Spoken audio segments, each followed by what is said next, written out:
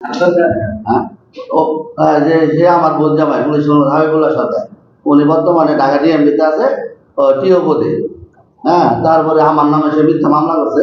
কারণ হলো আমি আমার বাবা আমার জমি লিখে দিছে, এই জন্য আমার বিরুদ্ধে মামলা করছে। বাপ ছেলের টাকা লিখে দিব না কারা দিব না দিব এটা সে বলার কারা?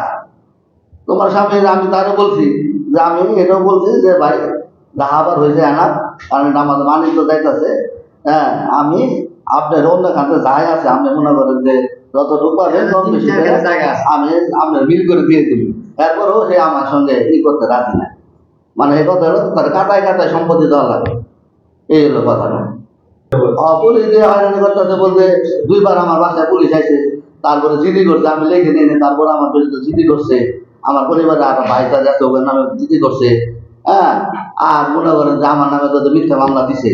আবার ওই যে পিবিআই তদন্ত আইছিল, তদন্ত আসার পরে সবকিছু আমার পক্ষে আমার মা, তারপরে যে আমার ভাইস্তা আছে, আমার আরেক ভাইস্তা আছে, সবাই মনে করেন আমার মা, আমার ফুফাতো ভাই আরেকজন আছে নাম হলো মানিক, এরা সবাই সাক্ষী টাক্ষী দিচ্ছে।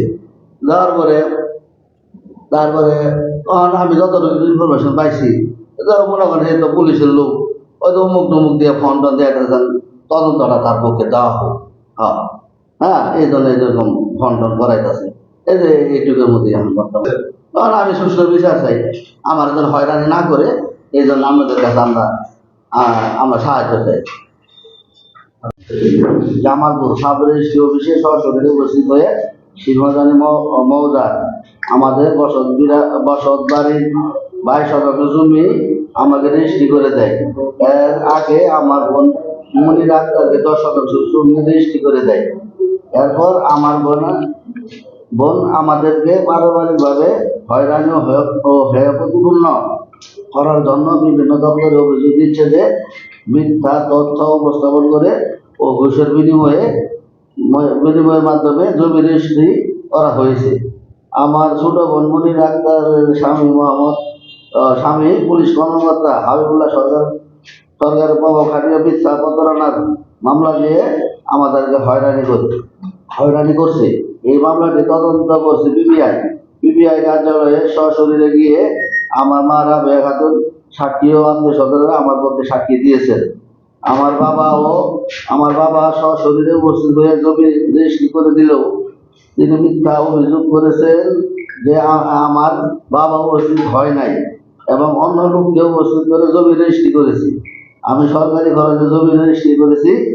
তারা অভিযোগে ঘুষের যে কথা বলেছে তা সম্পূর্ণ মিথ্যা, ভুয়া বানোয়াট ও ভিত্তিহীন। প্রিয় সাংবাদিকবৃন্দ, আমি একজন ডিস কর্মচারী, সামান্য বেতনে আমার জীবিকা চলে। আমার 51 পরিবার, এখানে আমি, আমার পরিবার, আমার ফুফাতো ভাই বোন সহ সকলে মিলেমিশে বসবাস করি।